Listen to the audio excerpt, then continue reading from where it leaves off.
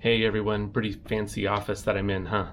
I'm in the offices that PATRIR is using temporarily for the All for Ukraine Global Humanitarian Response and Refugee Support Project.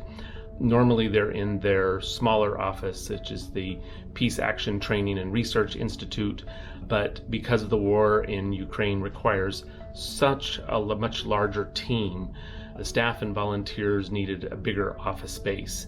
This space is being donated to us by a company called Indava. They're a global software and technology development company. They're in multiple countries, but it was really nice of them to loan us this space. I've learned that most of the PATRIR team is working all over the place, with many of them being actually deployed in Ukraine, directly giving humanitarian aid.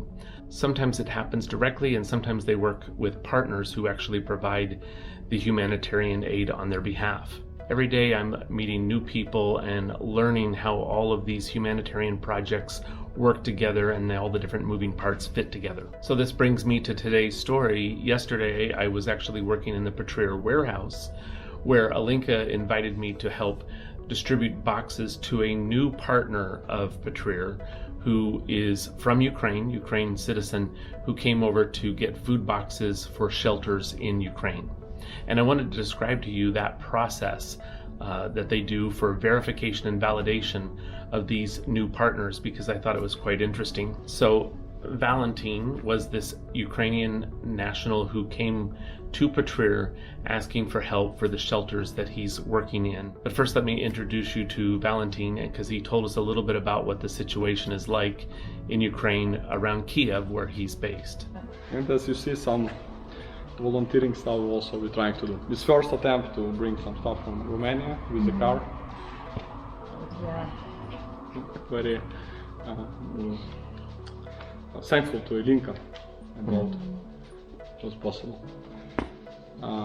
So I bring it to Kiev, but it will not be in Kiev, it will be in a similar warehouse first few days. And from these warehouses, almost every day there are cars who moving in directions that needed help.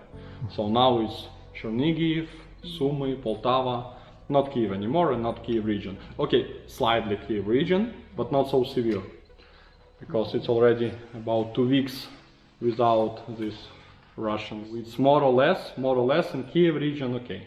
Okay, that's good to hear. Okay. But in other regions, it's really severe situation. Yeah, yes. The last Sunday was in Chernihiv, and it's like disaster. No stuff in stores, no money, but even if you have money, you do not have anything in stores. Some districts fully damaged, all houses. And kids, some kids in city remain. So what's been really interesting to me, and what I wanted to share with you, is the process by which PATRIR uses to vet its partners. Valentin was a new partner that had recently come to PATRIR. As I mentioned, in many cases PATRIR is directly giving humanitarian aid to the recipients, but at other times they rely on partners and NGOs. Alinka explained that there's a very strict vetting process, and then there's a post-delivery verification process. Well, let me just let Alinka tell you. So he asked me to help him with some humanitarian help. So that's why he contacted us to help him to help others. So we agree. He actually came from Kiev. Today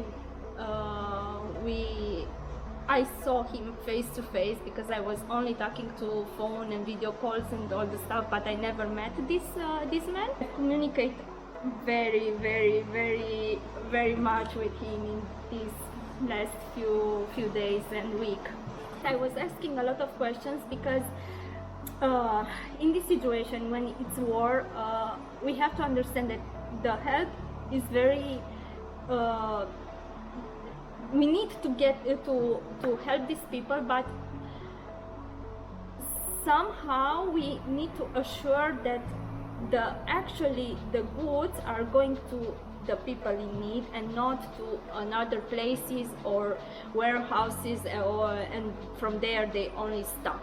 Now, I've heard this from Kai many times before, but the process of understanding how humanitarian aid works is becoming more and more clear to me.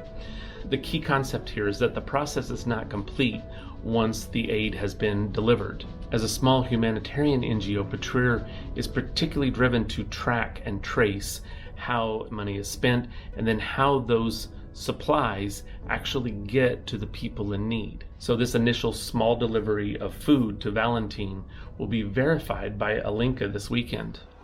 So this is why I asked this, and I've tried to organize a trip with him to meet actually in Kiev, to go together with him, to build some relationships there with some NGOs and people and all this stuff, to understand better, and not only to understand better but to direct connect with them, to make this process more easier and transparent, because it's very, very important to people, to us, to everyone, to have this trust between us.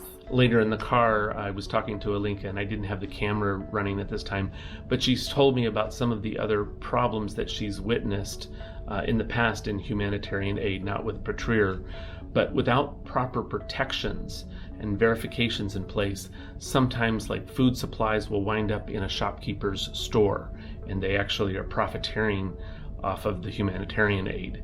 At other times, someone will actually use that as leverage over the local people that are starving and they need food. So that's one of the things that PATRIR really does, is to make sure that it's getting into the hands of the people who actually are in need. What I'm learning is that there's so many other facets that PATRIR is involved in, from making sure that there's no human trafficking, making sure that there's no assaults, particularly on women in the country. So they have all of these programs in place, which I've only scratched the surface on. I am still learning those processes, and as I learn them, I'll share them with you. Hey everyone, Editing Darren here.